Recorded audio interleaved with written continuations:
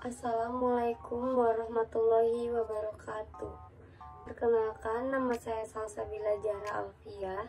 Saya mahasiswa dari Istika Widya Dharma Husada Tangerang. Di sini saya akan memaparkan materi tentang kolesterol pada dewasa. Video ini dibuat untuk memenuhi tugas promosi kesehatan. Baik teman-teman semua, selamat menyaksikan. Sebelumnya di sini apakah ada yang tahu apa itu kolesterol? Nah, kolesterol adalah salah satu jenis lemak yang terdapat di dalam tubuh.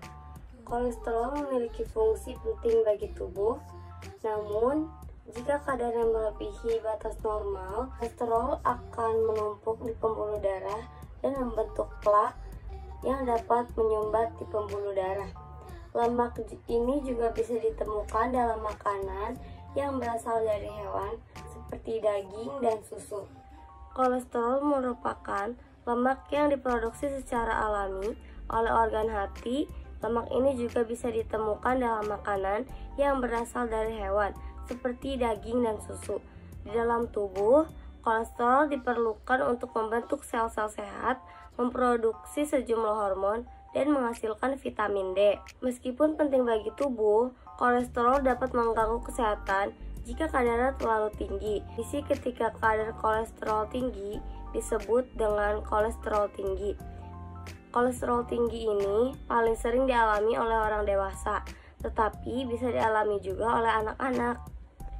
Jika tidak ditangani dengan tepat, penumpukan lemak yang diakibatkan tingginya kadar kolesterol dalam darah dapat pecah dan menyebabkan kondisi yang lebih serius, seperti stroke dan serangan jantung.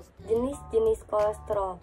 Pada dasarnya, kolesterol tidak bisa larut dalam darah. Oleh sebab itu, hati memproduksi zat yang bernama lipoprotein untuk menyalurkan kolesterol ke seluruh tubuh. Ada 3 jenis lipoprotein yang utama, yaitu 1 ada LDL, low density lipoprotein, yang kedua ada high density lipoprotein, yang ketiga ada trigliserida. LDL berfungsi untuk membawa kolesterol ke seluruh tubuh melalui pembuluh darah arteri. Apabila kadarnya terlalu tinggi, LDL akan menumpuk di dalam pembuluh darah arteri.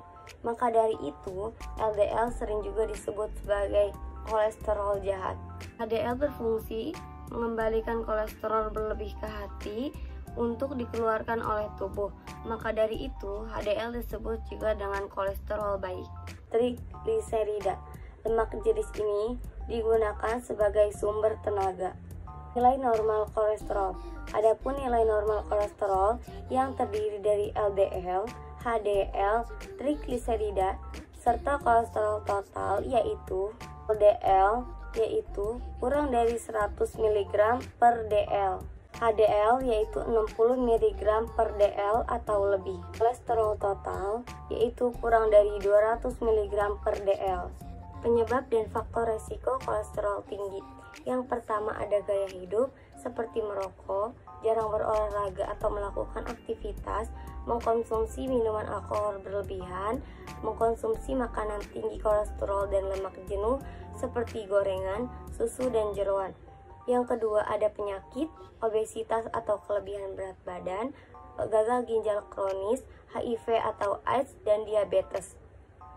Yang ketiga ada faktor keturunan. Gejala pada kolesterol tinggi.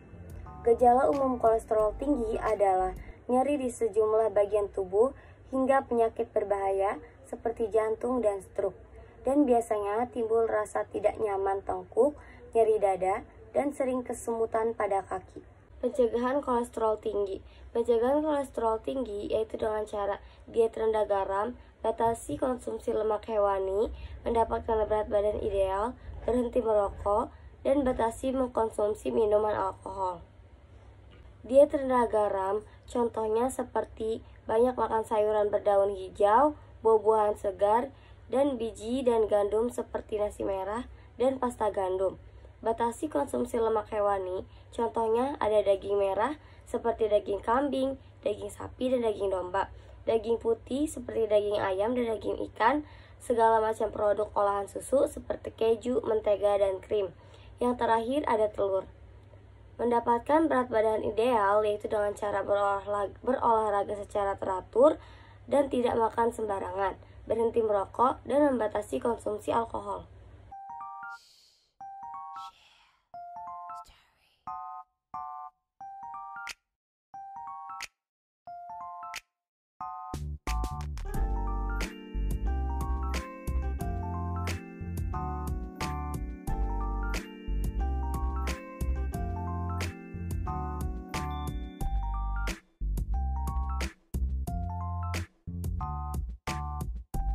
Pengobatan kolesterol tinggi. Untuk menurunkan kadar kolesterol tinggi, biasanya dokter terlebih dahulu menganjurkan pasien untuk menjalani hidup sehat, yaitu dengan cara berolahraga secara teratur, mengkonsumsi makanan tinggi serat seperti sayur dan buah, membatasi konsumsi makanan yang berlemak tinggi, dan berhenti merokok.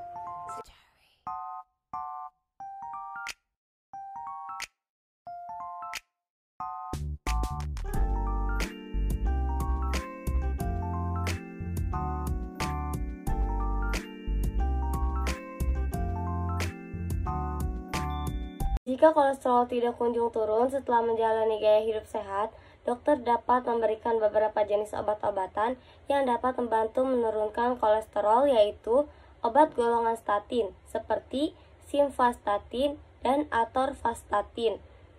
Yang kedua ada ezetimibe, yang ketiga ada kolesterolamin. Jika kadar trigliserida pasien juga tinggi, dokter juga dapat meresepkan obat di bawah ini, yaitu ada fibret seperti fenofibret dan gemiprogil, suplemen omega 3, vitamin B3 atau niacin, komplikasi kolesterol tinggi.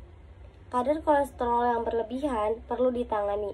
Apabila dibiarkan, kolesterol akan menumpuk di dinding pembuluh darah arteri dan membentuk plak sehingga membuat arteri menyempit. Kondisi ini disebut dengan aterosklerosis. Aterosklerosis yang tidak dapat ditangani membuat aliran darah tersumbat dan menimbulkan komplikasi serius seperti yang ada pada berikut, yaitu penyakit jantung koroner, serangan jantung, penyakit ginjal, penyakit arteri perifer, stroke, tekanan darah tinggi, dan batu empedu. Diagnosa kolesterol tinggi. Untuk mengetahui kadar kolesterol, dokter akan terlebih dahulu melakukan tanya jawab mengenai gaya hidup, pola makan, dan riwayat kolesterol tinggi atau penyakit dalam keluarga. Setelah itu, dokter akan melakukan pemeriksaan fisik yang meliputi pemeriksaan berat badan, tinggi badan, lingkar perut, tekanan darah, dan denyut jantung. Tes kolesterol dilakukan dengan mengambil sampel darah. Dari tes tersebut akan didapat nilai kolesterol yang terdiri dari LDL, HDL, dan trigliserida, dan kolesterol total untuk mendapatkan hasil yang akurat. Dokter dapat meminta pasien untuk berpuasa selama 9-12 sebelum pengambilan darah. Cara mengukur kadar kolesterol. Cara mengukur kadar kolesterol dapat dilakukan dengan melakukan pemeriksaan di laboratorium atau dengan cara mengukur kolesterol. Pemeriksaan secara mandiri menggunakan kolesterolmeter, alat ukur kolesterol. Jika menggunakan pengukuran kolesterolmeter, hasil yang didapatkan dari pengukuran dapat diklasifikasikan apakah kadar kolesterol total pasien yang dilakukan pemeriksaan dalam rentang bagus, batas ambang atas, ataupun tinggi. Ketika akan dilakukan pemeriksaan kolesterol, pasien biasanya diminta untuk melakukan puasa 10 jam sebelum pemeriksaan. Namun, menurut studi yang dimuat dalam Archive of Internal Medicine menyatakan bahwa puasa sebenarnya tidak diperlukan karena orang yang melakukan puasa dengan orang yang tidak melakukan hasilnya tidak jauh berbeda. Sekian dari saya, mohon maaf apabila banyak kekurangan. Wabillahi taufiq wal hidayah. Wassalamualaikum warahmatullahi wabarakatuh.